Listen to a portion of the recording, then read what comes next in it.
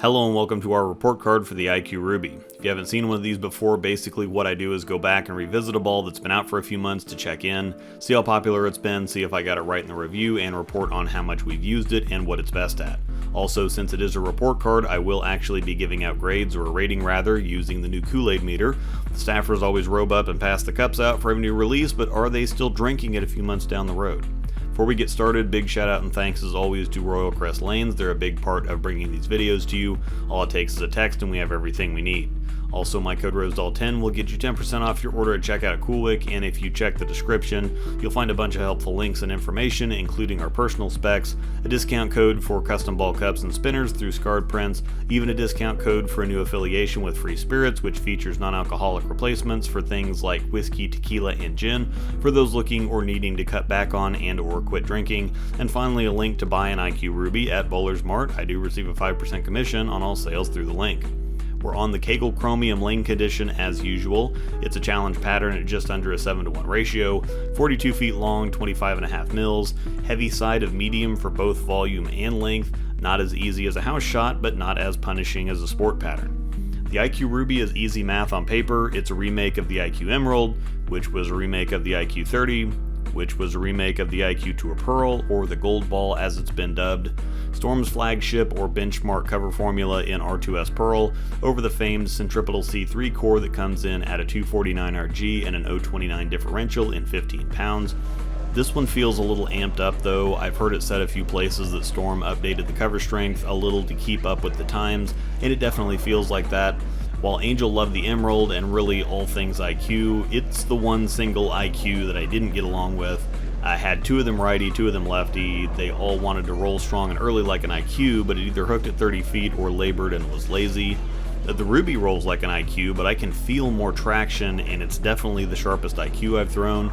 I was pretty surprised, we both were, before I heard that piece of information, because typically the IQs are blendy and controllable and start resisting the angle once you get much past third arrow. I think the Ruby is actually the most comfortable at third arrow, and given the right conditions, it can go even deeper than that. It's still unquestionably an IQ, and depending on who you ask, that may be a good thing or a bad thing. For some it's going to be great, because it's an IQ that shapes enough to elevate it beyond the great at getting 9 joke. Not only does it still get to the pocket easily, but the extra bit of shape helps it get 10 a bit more often.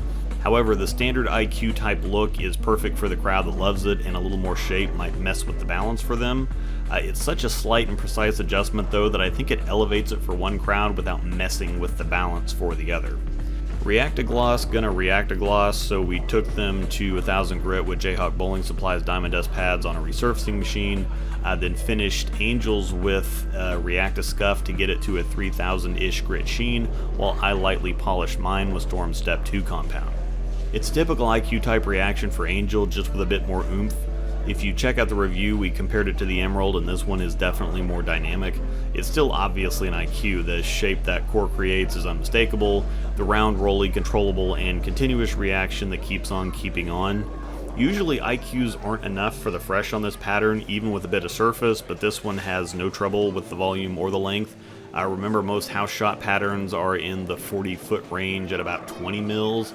Anything less than 15 mils and you're using plastic, but 25 to 30 mils, like we're on this pattern, you're usually up in the medium heavy to heavy oil balls, and there's also oil to the outside on this pattern as well, so no free friction to bounce the ball off of to fake it.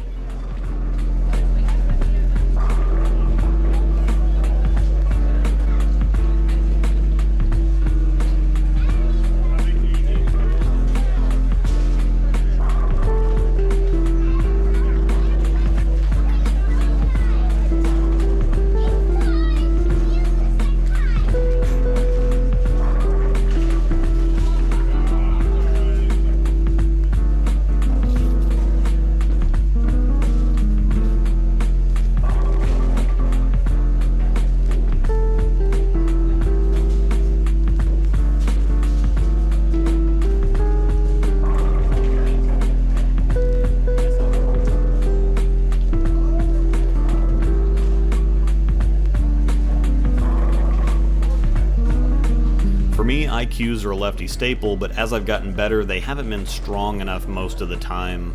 Our house shot also has a medium amount of oil on it, so I haven't used them much. And of course, don't use this one much either. However, it makes the bottom of the bag to tournaments, especially out of town house shot tournaments that tend to be dry. It works well enough on this, and you're probably saying, well, this looks fine, but I'm also throwing it pretty slow and revving it up.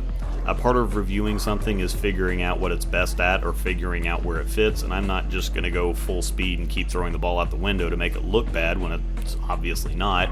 It's just that you, the viewer, need to use your eyes more than my words to pick up on things like speed, rev rate, whether I'm getting it out further, keeping it closer to the pocket, using a more forward roll, getting around it more, etc. You might then reply with, well, you're the one doing the review, that's your job to tell me all that, but right back at you. If you can't pick up on those things as you're watching a video, you're not going to be able to pick up on those things when you're bowling yourself, and when you're bowling yourself, you're not going to have a rep or my voice in your head telling you what's going on.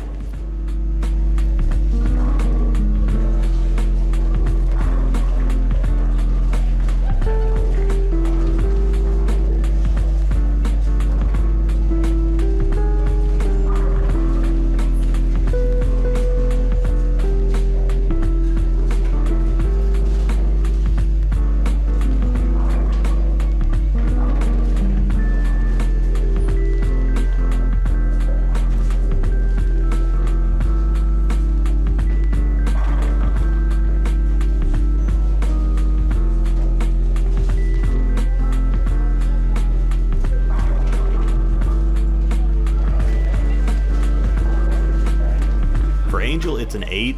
She's gotten away from IQs a little, or they're more supplementary rather than heavy use like they used to be back when she threw it slower. Definitely up there with all the other IQs. While this one adds a bit more punch down lane and is stronger than the IQ Emerald, it's a small adjustment. And while IQs also still have the name power, I don't see them out very often in my area, at least because they're at the lower end of the hook scale. There are better options on house shots, and there's starting to be better options on sport patterns also, with balls like the Tour Dynamics, Exponent, Hype Solid, TNT, the TNT Infused, which is coming soon, etc. Now, realistically, IQs are just pricier versions of those. However, for the true vintage IQ feel, there's nothing like the original, and for some people, that's worth the extra 20 or 30 bucks. For me, it's also an 8. Even though I very rarely use it, it's absolutely an automatic in my tournament and out-of-town bag. It may not see much action, or it might see all the action like it did at Greater Ozarks a couple months ago. It's still one of the best out there at doing what it does, and since I already have it, it's going to see quite a bit of the action. Again, if you're looking for a ball like this is probably the best one for this specific thing, but you can get something awfully close for cheaper if you're open to a different direction. I have a review up for the IQ Ruby covering it from several different angles, plus a handful of comparison videos if you want to check those out. Down in the description is a link to Bowler's Mart that will get one ordered for you, and also, of course, don't forget my code ROSEDAL10 to get 10% off your order at checkout at CoolWick. Thanks for watching, and may the strikes be with you.